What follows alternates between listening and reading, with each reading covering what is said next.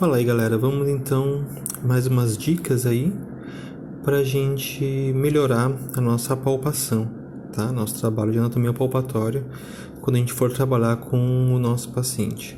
A primeira dica que eu vou dar pra vocês que é uma dica que eu considero bem importante, é a gente conhecer a estrutura que a gente está procurando, né? Então eu peguei como exemplo aqui uma escápula, tá? Peguei aqui no livro de anatomia para vocês observarem.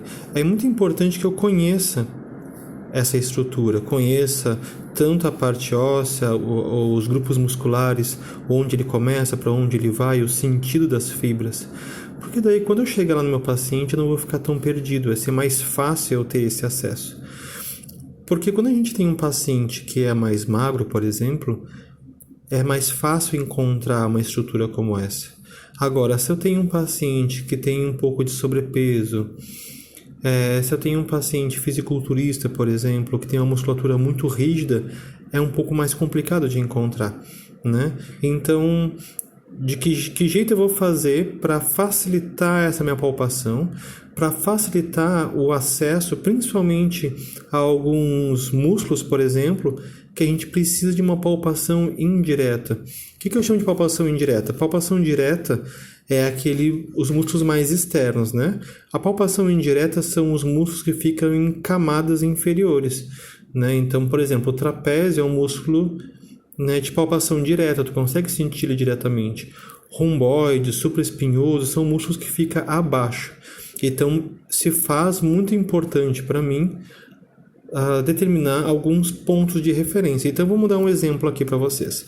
Na escápula, eu tenho 3 pontos que eu considero essenciais, que a gente precisa encontrar no paciente, que é o ângulo superior da escápula,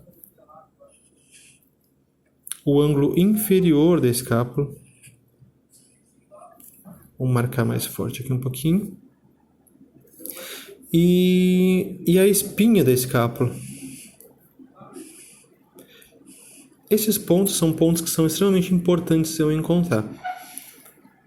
Secundário a isso, nós temos toda a margem medial da escápula e a margem lateral, que vai me determinar mais ou menos o posicionamento dessa escápula, tá? Mas só com esses pontos de referência já vai facilitar bastante a minha vida. Por exemplo, né, eu encontrando a espinha da escápula, né, sabendo onde ela fica, conseguindo palpar no meu paciente a espinha da escápula, eu sei que logo acima dela nós vamos encontrar o músculo supraespinhoso, que tem esse sentido aqui. Então ele sai daqui e vai em direção ao ombro. As fibras são nesse sentido. Então ele não é uma palpação direta, então eu tenho que fazer uma palpação de cima para baixo em direção à espinha da escápula, entende? Aí eu consigo sentir esse músculo que faz um trabalho de abdução do ombro, né? Um jeito fácil de sentir ele também é palpando aqui, fazendo uma pressão nesse músculo, a gente pede uma abdução resistida do ombro. Vai ver que ele vai saltar um pouco mais na ponta do dedo de vocês, certo? Logo abaixo da espinha da escápula, nós temos o infraespinhal, né? Se tem o supra em cima, supraespinhoso ou supraespinhal, logo abaixo nós temos o infraespinhal, que também ele pega todo o corpo aqui da escápula e vai em direção ao ombro, certo? Lá embaixo, no ângulo inferior da escápula, a gente tem um músculo que é o redondo maior, que ele vai sair dessa região aqui mais ou menos e também vai em direção ao ombro, né? Entre um músculo e outro, mais ou menos nessa altura aqui, a gente tem o redondo menor, que também vai em direção ao ombro, né? Então, só para a gente se localizar, entende? Então, quando eu vou procurar no meu paciente pontos de tensão, pontos gatilhos, né? Pontos dolorosos, então, mais ou menos na região que esse paciente aponta, que diz, me dói aqui, me dói aqui, me dói... Então, eu já consigo me localizar, já consigo entender melhor. Outro músculo que é extremamente importante, né, quando a gente trabalha com terapia manual, é um músculo chamado elevador da escápula. O elevador da escápula também é um músculo um pouco mais profundo, não temos uma palpação direta nele, e ele vai sair lá do ângulo superior da escápula em direção à cervical. Ele é mais comprido, né? Ele sai daqui do ângulo superior e vai em direção à cervical. Meu post-it acaba aqui, então não vou conseguir esticar muito esse desenho. Mas daqui ele vai até a cervical. Esse ponto, pacientes que costumam jogar muita atenção para a região dos ombros, por exemplo, paciente com enxaqueca crônica, é um ponto que é muito comum ter tensão. Então a gente pode fazer uma palpação, né? A gente pega aqui do ângulo superior da escápula em direção à cervical, acha um ponto médio e faz uma palpação ali, que pacientes que têm muita tensão nos ombros normalmente têm ponto gatilho nesse músculo, que muitas vezes vai gerar uma dor reflexa em toda a região da cervical, né? Às vezes o paciente acha que tem um problema cervical e é esse cara aqui que está completamente contraturado, certo? Outra dica bem legal, né, a partir da escápula, em toda a margem medial da escápula em direção à coluna, né? Imagina que aqui tem o nosso tórax, né? As vértebras torácicas. Então, dessa margem medial em direção ao tórax, as fibras nesse sentido, nós temos um músculo bem importante, que são os romboides, né? Abaixo também do trapézio, né? Então, os romboides, eles fazem um trabalho de fechar as escápulas, né? Que puxa a escápula medialmente. Então, quando a gente procura aqui por toda a borda da escápula, a gente costuma encontrar pontos gatilhos nessa região, né? Então, o trabalho de liberação desse músculo pode ser feito no sentido das fibras que são da escápula em direção à coluna, certo? Então, são pontos que é bom procurar nessa região, pontos de tensão também, certo? Que é uma musculatura que é bem importante e é importante a gente entender esse posicionamento dela. Certo? No próximo vídeo eu vou mostrar esses pontos de referência num paciente para vocês verem como fica mais fácil encontrar quando eu tenho um esqueminha como esse. Certo? Até o próximo vídeo. Bom, então vamos lá. Vamos mostrar aqui na prática mais ou menos o esquema que eu mostrei para vocês ali no papel. Certo? O que a gente tem que identificar, então, primeiro, quando a gente vai procurar a escápula do paciente. É importante achar aqueles pontos de referência. Então, se eu for palpando, eu vou encontrar bem aqui embaixo, ó, o ângulo inferior da escápula, que fica bem aqui embaixo. Se eu for subindo, palpando, eu vou achar toda a borda medial, ó, toda a voltinha da escápula. E bem aqui em cima eu vou achar o ângulo superior da escápula, certo?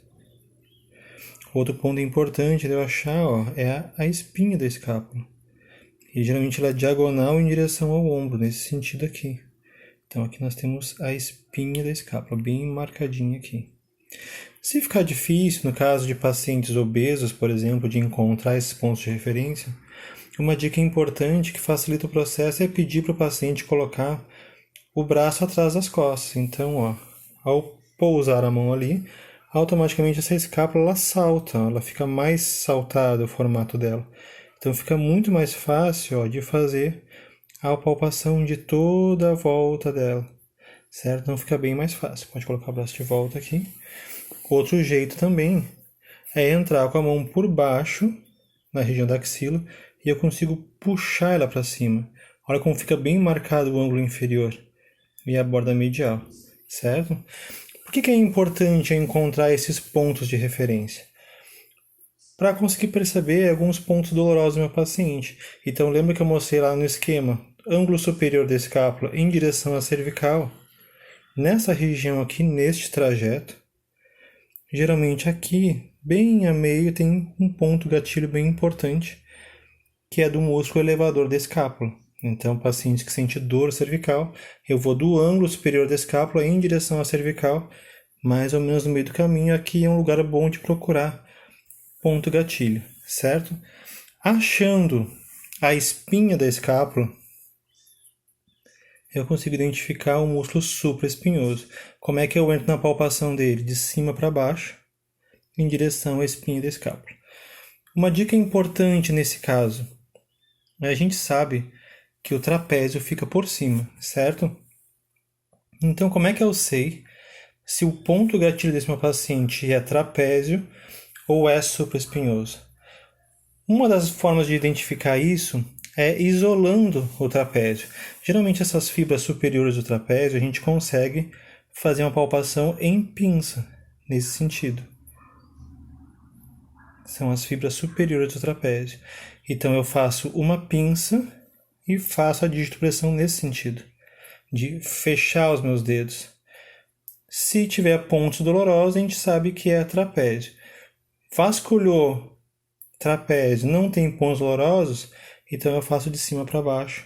Se doer, eu sei que é supraespinhoso, certo? Outra dica também que é importante, que facilita também a compreensão, para pontos gatilhos mais latentes, vamos dizer assim, tá? Que tá mais ativos realmente. Quando a gente faz uma digitopressão, mesmo que seja de cima para baixo, e o paciente relata uma dor que vai em direção à cabeça, a gente sabe que é trapézio, porque o trapézio inicia lá em cima, vem para os ombros e do ombro vai até o meio das costas. Então, qualquer região reflexa ou para a cabeça ou para o meio das costas, a gente está falando de trapézio. Se eu faço uma digitopressão e essa dor ela irradia para o braço, eu sei que é supraespinhoso, porque ele começa aqui e vai em direção ao braço, porque ele faz o movimento de abdução. Certo? Então essa é uma outra dica para diferenciar. E como eu mostrei lá no vídeo para vocês, a partir aqui da borda medial em direção à coluna, nessa faixa aqui, mais profundo, abaixo do trapézio, eu tenho os romboides. Então eu posso procurar em toda essa região pontos gatilhos. Certo? Eu posso procurar, deixa eu trocar minha mão aqui. Nesse sentido aqui, procurando bandas tensas, no sentido perpendicular às fibras dos romboides. Certo? Espero ter ajudado. Até o próximo vídeo.